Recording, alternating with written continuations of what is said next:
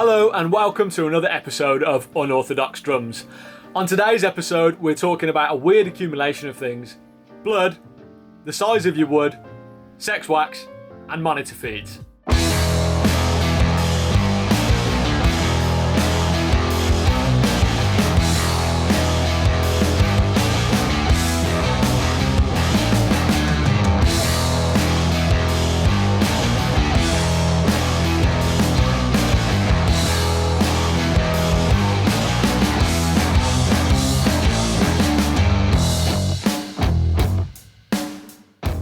Whether you're in the early days of your drumming career or many years down the line, maybe playing shows professionally or wherever you're at, the next series of events that I'm going to talk about is something that you will be able to relate to or will have been able to relate to at some point in your journey.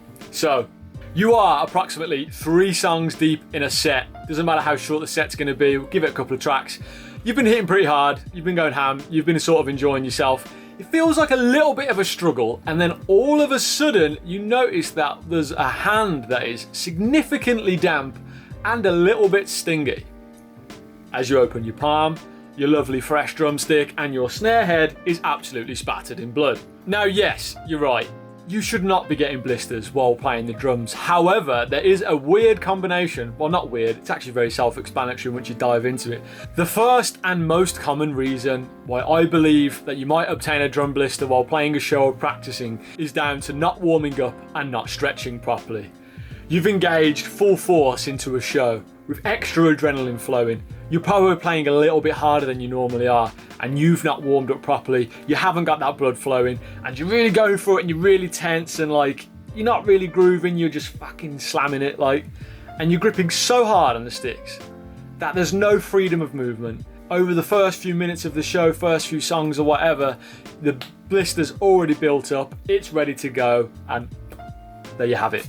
Number 2, I would say, is not utilising your monitor feed properly. Now, if you're playing a small venue which does not have one, there's physically nothing you can do about this. However, if you are playing a venue where you have access to a drum monitor, there is a drum monitor there, and the monitor guy asks you what you want in it. Ask for fucking kick and toms. Get all the kick you can get.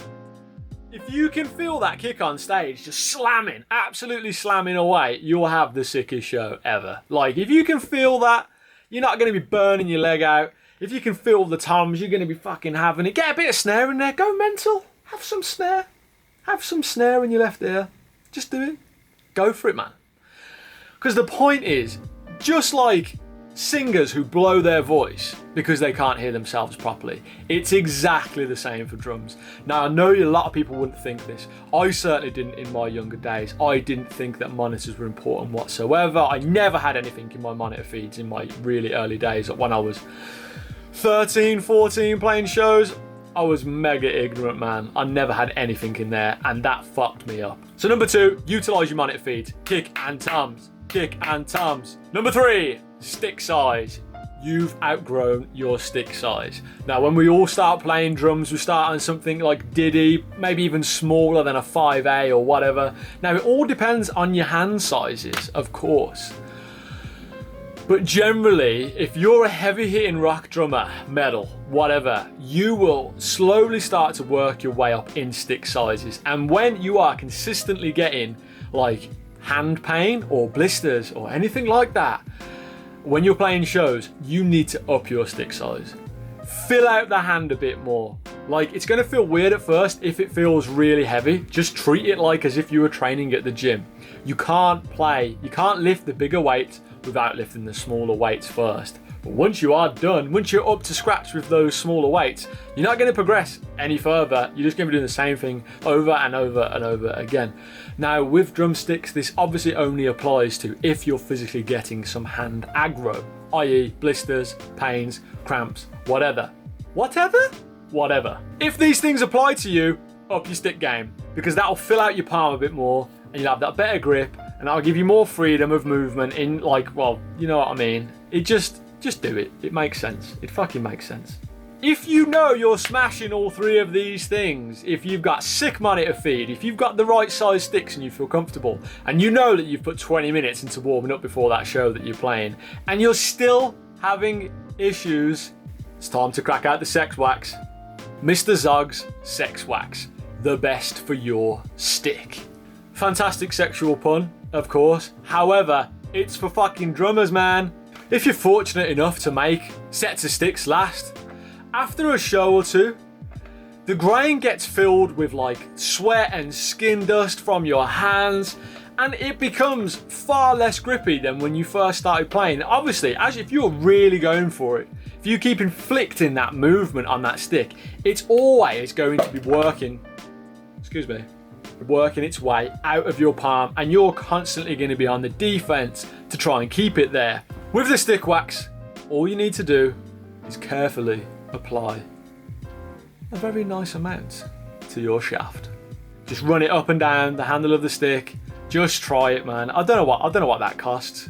I really don't. Like, it was a few quid, but I just keep it in a little Tupperware pot. Pop that in there. That goes in my little drum case that I carry around with me when I'm doing anything drum related. Stick bag, anything, man. Get it in there. That will save you. If you've covered all of these bases now, so you've got great monitor feeds, using the right size sticks, you're comfortable, you're warming up, you're smashing it, you're using Mr. Zog's Sex Wax, and you're still getting blisters, just give up. You're done. Thanks for tuning in to another episode. I honestly can't believe I made a number 2. I am the world's worst procrastinator. And rather than just fucking sit down and do it, I'll wait. I'll put it off. I can't do that because it's raining. I can't do that because there's some noise outside and the camera will pick it up. Oh, I can't do that because I need a fucking haircut. And I can't do that because I've got 3 massive spots on my forehead. So thank you. If you're checking out this as episode number 2 because you've watched the first one, then honestly, thank you for watching. And please let me know in the comments if any of this shit helps you. I'm not going to be churning out these videos super fast because it takes a little bit of time, a little bit of planning, a little bit of confidence, you know. So honestly, if you are watching and you're enjoying it, thank you for sticking with me. And subscribe, drop a like, most of all, get in touch with me, talk to me, drop me a comment, add me on Instagram. Like, there's going to be little streams of content over there as well to go with these things, just like little bullet points, and I'm open to questions. Like, just sling me a message whenever you want. Cool, take it easy. Thanks for tuning in.